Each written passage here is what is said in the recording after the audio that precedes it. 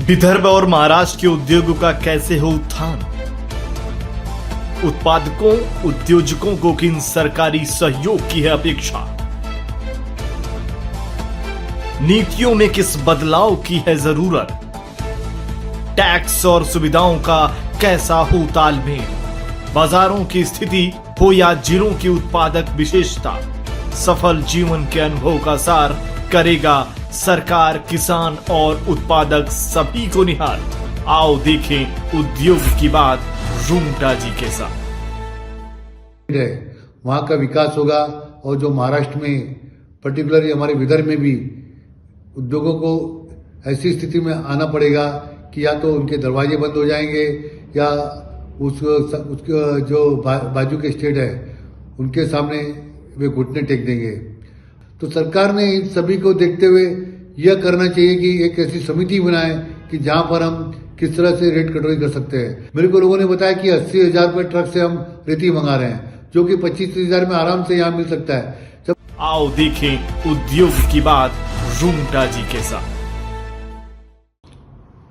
मैं मधुसूदन रूंगटा विभिन्न औद्योगिक संस्थाओं से जुड़ा हुआ हूँ और न्यूज चैनल पर उद्योगों के विश्लेषण और किस तरह से महाराष्ट्र में और विदर्भ में उद्योग आगे आ सकते हैं उसके बारे में आपके सामने जानकारी रख रहा हूँ। आज महाराष्ट्र काफ़ी अग्रसर है उद्योगों को लाने में और बड़े बड़े उद्योग हाल ही में MOU किए हैं, डावोस में किए और हमारे युवा मुख्यमंत्री कई तरह के उद्योग नागपुर, संभाजीनगर और मुंबई, पुणे में ला रहे हैं। उनका स्वागत है। आज किसी भी क्षेत्र का अगर विकास है तो वो उद्योग के द्वारा हो सकता है। जिस तरह से टेस्ला के जो ऑटोमोबाइल इंडस्ट्रीज में जो इलेक्ट्रॉनिक व्हीकल, जो इलेक्ट्रिकल व्हीकल उसने बनाए हैं उसमें गिरावट आई और उस गिरावट के कारण $1 ट्रिलियन का उसको नुकसान हुआ।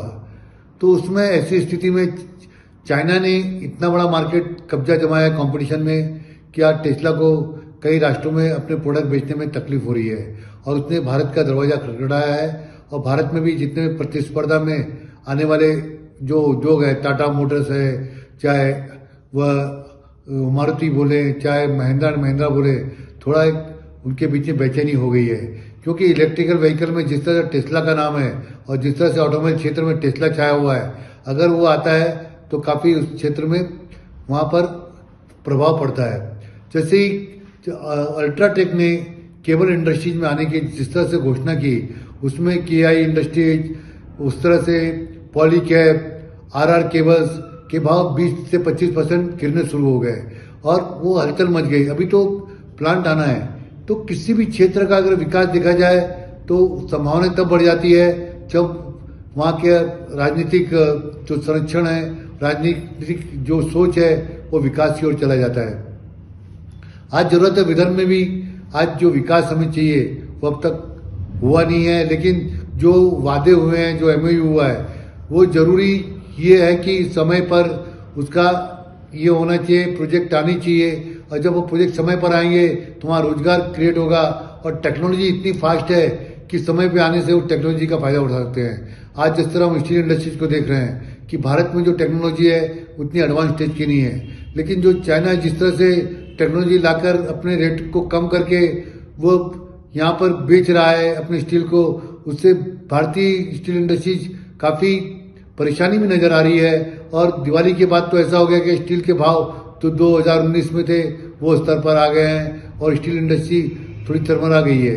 ऐसी स्थिति में जरूर है कि क्वालिटी और किस तरह से सरकार उसको प्रोत्साहन देती है, वो टेक्नोलॉजी लाने के लिए सरकार को ये देना चाहिए और वहाँ पे चाहिए तो टैक्सेस कम करना पड़े तो वो भी सरकार को वो कदम समय पर उठाना चाहिए। और जहाँ पर कस्टम ड्यूटी और इस तरह के दूसरे जो टैक्सेस है वो बढ़ाकर उसको प्रोटेक्शन देना चाहे तो सरकार को वैसे भी ऐसे करनी चाहिए कि वो ड्यूटी जो इस तरह की जो बढ़ाई जाए जिससे कि स्टील इंडस्ट्रीज जो बाहर की जो इंडस्ट्रीज है उससे कॉम्पीट कर सके और वो जो बाहर की इंडस्ट्री यहाँ प्रतिस्पर्धा में कम दर पर अच्छा माल बेचेगी तो यहाँ की इंडस्ट्रीज को काफ़ी परेशानी होगी। सबसे बड़ी परेशानी लघु मध्यम श्रेणी के सामने हो रही है। एक तो बजट के अंतर्गत सीमा काफ़ी उसकी बढ़ा दी गई है, तो अभी भी छोटे जो उद्योग है 50% ऐसे कि वो सीमा के अंतर्गत ही लघु मध्यम का फायदा उठा रहे हैं। अगर ये सीमा ज्यादा बढ़ जाती है तो उनको प्रतिस्पर्धा वहां पे बढ़ जाएगी। लेकिन ये भी जरूरी है सरकार को कि कब तक उनको छोटा रखेगी, क्योंकि आज के समय में रुपए की वैल्यू क्या रह गई है। तो जब जिसमें यह निर्णय लिया गया था कि जो सीमा दी गई थी, आज वो सरकार ने जो सीमा बनाई है, जरूरी हो जाता है कि वो सीमा उचित है, उसमें लघु उद्योगों को प्रतिस्पर्धा में उतरना है। लेकिन उस प्रतिस्पर्धा में उतरना के लिए सरकार को चाहिए कि कुछ जो सरकार के नियंत्रण में जो चीजें हैं वहां पर उसे अच्छे किफायती दाम में न देते हुए कम से कम नीचे के दाम पर दे हुए, जिससे उद्योग टिक सके। हमने देखा है महाराष्ट्र शासन ने जो बिजली की दरें बढ़ाई हैं पिछले 2 साल में, वो काफी बढ़ाई है। उससे उद्योग बहुत विकट स्थिति में आ गए हैं। और उस विकट स्थिति में आने से आज एमईआरसी जो फिर से प्लान रखा है, जो उसने एमईआरसी के सामने एमईसी ने जो वहां पर फिर से अपनी याचिका रखी है, उसके अंतर्गत जो रेट बढ़ेंगे एचटी एलटी के काफी बढ़ेंगे और वो उद्योग हमारे जो जो दूसरे राज्य में उद्योग है वहां उसके सामने टिक नहीं पाएंगे। महावितरण के जो रेट बढ़ने जा रहे हैं, जो याचिका ने एमईआरसी के सामने दाखिल की है, उसका विरोध हर औद्योगिक संगठन, हर क्षेत्र के व्यापारी सभी कर रहे हैं। अब तो डॉक्टर, चार्टर्ड अकाउंटेंट भी उस सीमा में आ रहे हैं कि वहां पर उनको भी अच्छे खासे रेट, कमर्शियल रेट देने पड़ेंगे। और इससे ये होगा कि बाहर के जो स्टेट है वहां का विकास होगा और जो महाराष्ट्र में, पर्टिकुलरली हमारे विदर्भ में भी उद्योगों को ऐसी स्थिति में आना पड़ेगा कि या तो उनके दरवाजे बंद हो जाएंगे या उसके जो बाजू के स्टेट है उनके सामने वे घुटने टेक देंगे। अगर उनके घुटने टिकते हैं तो आप जानते हैं कि प्रतिष्ठान जब वो टिक नहीं सकते सिर्फ बिजली की दरों के कारण, तो उसमें ऐसी स्थिति आ जाएगी कि वहां पर मजदूर प्लान शुरू हो जाएगा और जो इंटरप्रेन्योर जो लोन ले रखे हैं उन पर बहुत मुसीबत आ जाएगी। सरकार एक तरफ कह रही है कि 5 सालों में बिजली की दरें कम करेंगी, लेकिन आज जीना तो सबसे बड़ा जरूरी है कि आज की दरों पे हम जी पा रहे हैं क्या। अगर सरकार 5 साल का अगर भावना आश्वासन जिस तरह वोटों में दिया जाता है, अगर इस तरह का भावना आश्वासन इस तरफ देगी तो शायद ये उद्योग उसमें टिक पाए, चल पाए, ये बड़ा मुश्किल है। जिस तरह हमने कहा टेक्सटाइल उद्योग है, फाउंड्री उद्योग है, ये उद्योग तो उसके सामने टिक नहीं पाएंगे। पेरोल उद्योग है, स्टील उद्योग है, इस बड़े उद्योग में कहाँ टिक पाएंगे। जो कैप्टिव पावर प्लांट में जी रहे हैं वो जी सकेंगे, और जिनको आज बिजली की दर 11.5-12 रुपए देनी पड़ेगी, वो कहाँ से सरकार के सामने इतनी दरों देने के बाद इस मार्केट में प्रतिस्पर्धा में टिक पाएंगे। छत्तीसगढ़ की अगर आप रेट देखते हैं, तेलंगाना के रेट देखते हैं, अगर आप तमिलनाडु के रेट देखते हैं तो हमारे से काफी कम है। तो सरकार ने इन सभी को देखते हुए यह करना चाहिए कि एक ऐसी समिति बनाए कि जहां पर हम किस तरह से रेट कटौती कर सकते हैं। अगर हम महाजनकों में देखते हैं तो वहां पर कुछ सामग्री इतने रेट पर आती है और वहां पर कुछ कोयला इतनी तरह से वहां पे पिसा जाता है कि अगर उस दर को हम कम कर दें तो सरकार को जो घाटा लग रहा है वो 48,000 को घाटा बहुत कम हो सकता है। एक तरफ सरकार कहती है कि हम 26% कृषि आधारित जो लोग हैं उनको हम बिजली नगण्य दर पर दे रहे हैं, लेकिन उसकी क्रॉस सब्सिडी 49% इंडस्ट्री पे सरकार डाल रही है। अगर ये सब्सिडी उन पर डालती है तो वो उद्योग कहाँ टिक पाएंगे। पहले उनकी स्थिति बहुत इतनी अच्छी नहीं है कि वो उसका बोझ सहकर उस प्रतिस्पर्धा में टिक सके। सरकार को यह सोचना चाहिए, हमारे जो मुख्यमंत्री स्वयं उनके ऊर्जा विभाग है, उन्होंने सब संगठनों से बैठकर बात करनी चाहिए, उनको बुलाकर चर्चा करनी चाहिए कि किस तरह से हम सरकार और आपके बीच में बैठकर सामंजस्य कर सके कि वो रेट इस तरह से आ सके कि हम जो है लघु मध्यम श्रेणी उद्योग को बढ़ावा दे सके और उद्योग चल सके। अगर विदर्भ में भी हम लघु मध्यम श्रेणी के उद्योग को जो देखते हैं विकास की ओर, तो हम देखेंगे विकास में तो दूर, वो बहुत सारे उद्योग पिछले 10 सालों में बंद ज्यादा हुए हैं। और पीएसआई स्कीम में भी बहुत कम उद्योगों ने मध्यम श्रेणी में फायदा उठाया है, उसका फायदा नहीं मिला है, क्योंकि हमारी जो पीएसआई स्कीम है वे तो कृषि आधारित नहीं है और दूसरा उसमें कोई भी ज्यादा फायदा यहाँ इंटरप्रेन्योर को मिलता नहीं है। इसके लिए यहाँ का जो गांव का जो उद्योजक है वो पढ़ लिख कर वो उद्योजक नहीं बनता, वो बड़े शहरों में नौकरी की तलाश में चले जाता है और नौकरी की तलाश में यहाँ पर आता नहीं। और यहाँ का जो मेट्रोपॉलिटन में वो सिटीजन वहां का बनकर वहां पर एक मेट्रो स्टेशन बाहर भी बन जाता है। तो ऐसी सरकार की सोच होनी चाहिए कि जहां पर साधन है, जहां पर सब कुछ है, वहां पर हम ऐसा माहौल बना सके कि वहां के लोग सस्ती दर पर बिजली मिले, सस्ते दर पर पानी मिले, सस्ते दर पर जो है लैंड मिले, जिससे कि वहां पर वह अपना उद्योग चला सके। आज देखते हैं रेती की बड़ी समस्या हो गई है। हमारे इधर स्पर पाइप के उद्योग है, यहाँ पर फ्लाई ऐश के उद्योग है, उसमें रेती लगती है और कंस्ट्रक्शन की बहुत सारी कंपनियां आ रही है और बहुत सारे उद्योग आ रहे हैं, तो उनको भी डे बाय डे रेती लग रही है। और रेती चंद्रपुर और बाकी जगह न मिलने से आज उनको छत्तीसगढ़ जैसे दूसरे इलाकों से रेती बहुत ऊंची दर पर मंगानी पड़ रही है। मेरे को लोगों ने बताया कि 80,000 रुपये ट्रक से हम रेती मंगा रहे हैं, जो कि 25-30,000 में आराम से यहाँ मिल सकता है। जब इतनी बड़ी ऊंचे दर पर रेती आएगी तो किस तरह से स्पन पाइप के उद्योग टिकेंगे, फ्लाई के उद्योग टिकेंगे। सरकार को ऐसी स्थिति में सभी ईज ऑफ डूइंग बिजनेस में काम करनी चाहिए, जिससे कि ये सुविधाएं अगर मिलती है तो उद्योग लघु मध्यम श्रेणी में आ सकता है, आगे बढ़ सकता है और वो विकास की ओर चला जा सकता है।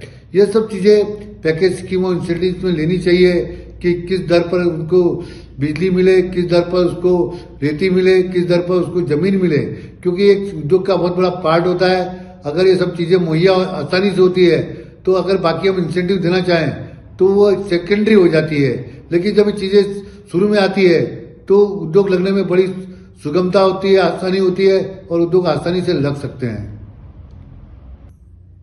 मुख्यमंत्री आसाम, मध्य प्रदेश, बाकी के स्टेट के जगह जगह कॉन्फ्रेंस सेमिनार लेकर अपने प्रदेश में हमारे यहाँ के उद्योगों को बुलाकर आज 2 लाख करोड़ इसके ऊपर के निवेश के प्रपोजल ले रहे हैं। हमें भी चाहिए विदर्भ के लिए कि हम मध्यम श्रेणी और बाकी की तरह उद्योग जहाँ पर रोजगार मिल सकता है उसके लिए अलग से कॉन्क्लेव लें और वहाँ के हम उद्योजकों को बुलाएं, जिससे कि चर्चा करके सरकार क्या सहूलियत दे सकती है और किस तरह से मध्यम श्रेणी में और लघु श्रेणी के उद्योग में वहाँ के बड़े उद्योगों के साथ सहायक बन सकते हैं। उनके साथ भी चर्चा करके हम 2 लाख करोड़ के उद्योग लघु मध्यम श्रेणी में भी लाते हैं, तो उसके द्वारा एक तो एक्सपोर्ट में जो एमएसपी का जो योगदान है वो और आगे हो सकता है, साथ ही साथ जो एम्प्लॉयमेंट जो इतना बड़ा जीडीपी में इतना बड़ा योगदान इस क्षेत्र का आता है वह भी बढ़ सकता है। हमें सरकार से मांग की है कि एक मंत्रालय इस तरह होना चाहिए कि लघु मध्यम श्रेणी के लिए होना चाहिए। अगर इस पर सरकार का ध्यान जाता है तो जरूरी सरकार को इस तरफ एक तो वोट का भी फायदा होगा, क्योंकि ज्यादा अगर रोजगार मिलता है इस क्षेत्र से, ज्यादा लोगों को अगर यहाँ पर उद्योग में आने का प्रोत्साहन मिलता है तो ये हमारे देश की अर्थव्यवस्था के लिए भी सही होगा। क्योंकि आज भारत को कहा जाता है कि युवाओं का देश है। युवा के लिए ये जरूरी है कि उनके लिए ऐसे साधन बनाए जाए कि वो उसमें आ सके। अभी हाल ही में हमने एक रिपोर्ट पढ़ी जिसके अंदर बताया गया कि 80 करोड़ से लोग ऐसे हैं कि जिनके पास कोई उचित साधन नहीं है। अगर ऐसे लोगों को उचित साधन देना है तो उसके लिए जरूरी हो जाता है कि सरकार ने ऐसी योजनाएं बनाए कि उसके अंतर्गत वो उद्योग या अपने जीवन रोजगार साधन के लिए छोटे छोटे उद्योग लगा सके और उससे वह उद्योग पनप सके। आज जिस तरह से चंद्रपुर, गढ़चिरौली जैसे पहले मागासलीला जिला कहते थे, कई आरोप लगाया करते थे, आज वहां पर उसके मिनरल्स के कारण वहां पर बहुत से बड़े उद्योग आना चाह रहे हैं, लेकिन वो बड़े उद्योग कुछ लोगों को फायदा देंगे।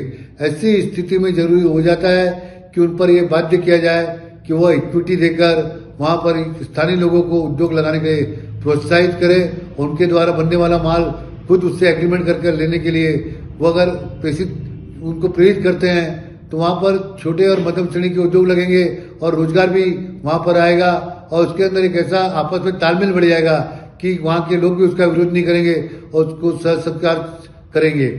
आज सबसे सामने ये भी आ रहा है कि जैसे लाइम स्टोन की माइल श्री सीमेंट और अंबुजा सीमेंट को मिली है गढ़चिरौली के अंतर्गत।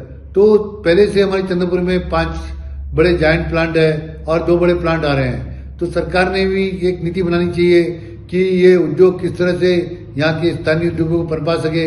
यहाँ का जो मिनरल्स उसका ये सदुपयोग कर रहे हैं, तो इसका सदुपयोग करते करते यहाँ के स्थानीय उद्योगों को भी हम किस तरह सहायक बन सकते हैं, किस तरह का विकास कर सकते हैं। तो अगर ये सोच अगर आ गई तो निस्संदेह यह विदर्भ बहुत आगे जा सकता है और यहाँ पर कम से कम 50,000 उद्योग लघु और मध्यम श्रेणी में लग सकते हैं। जिस क्षेत्र में एमआईडीसी में आज तक उद्योग नहीं आए, वो भी श्रेणी के उद्योग के एमआईडीसी में कई तरह के उद्योग लग सकते हैं और पूरा विदर्भ और पूरा मराठवाड़ा, पूरा महाराष्ट्र खुशहाल हो सकता है। अगर आप ये वीडियो YouTube पर देख रहे हैं तो हमारे चैनल को सब्सक्राइब कर बेल आइकन दबाएं और Facebook पर देख रहे हैं तो हमारे पेज को लाइक करें।